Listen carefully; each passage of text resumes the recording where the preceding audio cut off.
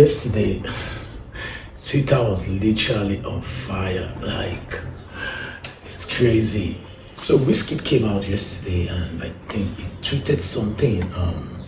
And at the end of the day, it was like, they should beg him like this, which he posted Davido's video apparently. So everywhere just catch fire.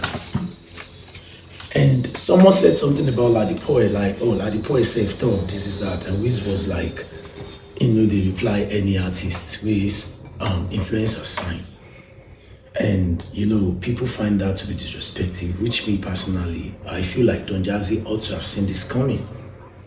When you're trying to take advantage of situations to promote your artists, and at the end of the day it backfire, I don't think that should be Wizkid's fault. When Don Jazzy started this niche of having influencers around him to promote his artist project, he himself acting all I'm not going to call it childish or goofy. I don't really know the right words to or the right word to use to qualify the whole strategy. Then he comes online. It wasn't like the Don Jazzy we all used to know, the Don Jazzy and the band that we used to know. Apparently PR changed, it's got to change with it. Flows change and rappers change with it. That's my own understanding. But along that line, I feel like some of us that grew up, or some of us that has been like OG in the industry, you don't have to be into entertainment per se, but being the product of that era, we didn't really find that thing comfortable. Like Don Jazzy always coming online, almost turned himself to a skip maker in the name of trying to be relevant and be consistent. And for me, I was seeing extortion, but some people were seeing favor, some people were seeing a guide. But for me, I was seeing a guy that is smart to know that I am Don Jazzy.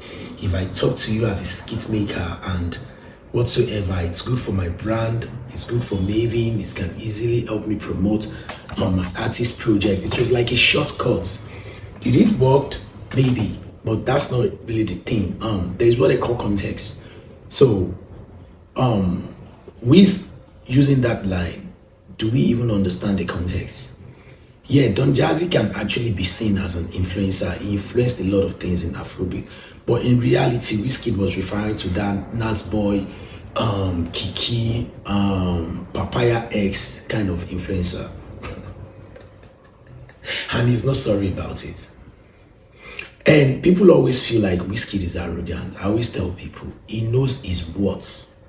Self-worth, brand, face value, his personality. Wizkid knows this thing, and that is why he is special than any other artist in Africa, even in the world. He knows when to talk, not when to talk. You're not going to see Wizkid everywhere on podcasts just talking because he wants to talk. I feel like Wizkid has built his brand to the level of you will even have to pay him to be on your podcast. The fact that Wizkid knows that he doesn't need to do dance step, he doesn't need to, be with people to promote his music. He doesn't do much to promote his music. And someone knowing that he's gotten a real fan base, all he just needs to do is, I must not just disappoint my fans. In as much as I am able to dish out what my fans are going to love, I leave the rest into the hands of Allah. That is the kind of person Wizkid is. Wizkid doesn't enjoy attention compared to some other artists. Wizkid would rather be here, have a normal conversation without you bringing out your phone. He just want to feel like I am Ibrahim, not Wizkid. I am Ayo Balogun, not Wiz. He's not that type of a guy that wants to be treated like a celebrity all the time. And I feel like most of you don't know this thing about him.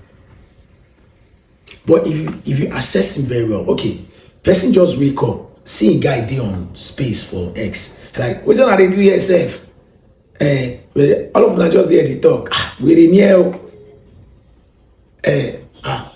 Galati Jojo, he knows he's reckless. when he talks. Reckless in a cruise way, not in a disrespectful way. But yesterday, Bo just, I feel like Wizkid actually found his lighter yesterday. His original lighter. It wasn't the blunt.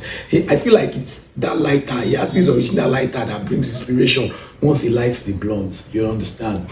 So, and this very dirty guy, as usual, had to capitalize and started making video. How can Wizkid, Wiri Abuja, Unishimi, Wizkid, his fans, if Wizkid fans decides to shut down all your social media page, there is nothing they will do it successfully. That boy literally has the most loyal fan base in the whole world. There is nothing you want to do. And the video taking advantage. Even the video he posted about the video, big. Wizkid might not even mean it in that kind of, try and mock the homeboy. But which kind of thing if happen if they make the video, they beg, they kneel down? That's another funny question we should be asking ourselves. Topic for another day. I don't like gossiping about David because I like David. I'm a David guy like that.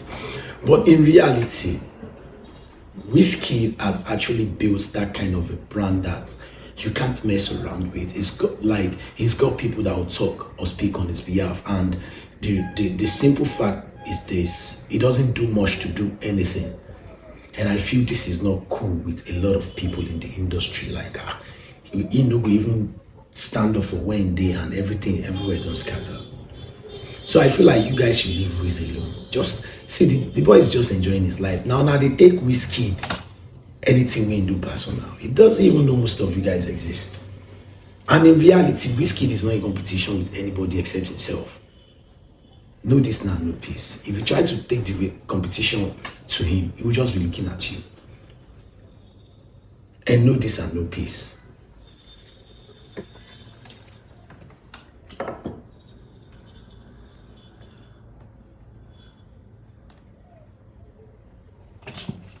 Take me down the line.